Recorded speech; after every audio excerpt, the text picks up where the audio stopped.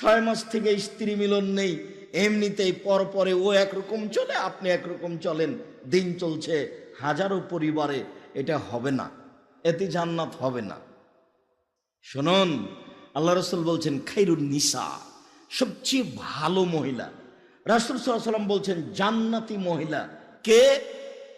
এক, স্বামীর সাথে কথা বললে হাসি মুখে বলে।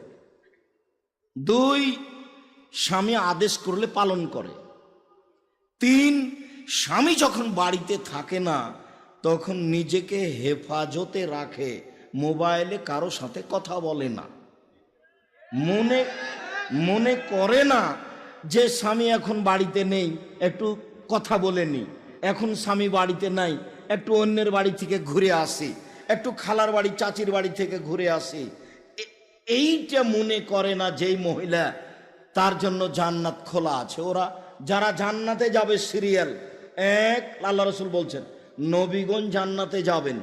2, শহীদেরা জান্নাতে যাবে। 3, সত্যবাদীরা জান্নাতে যাবে। 4, ওইসব মহিলা জান্নাতে যাবে যারা স্বামীকে মেনে চলে। সিরিয়াল মোহাম্মদ সাল্লাল্লাহু আলাইহি ওয়াসাল্লাম এইভাবে বললেন।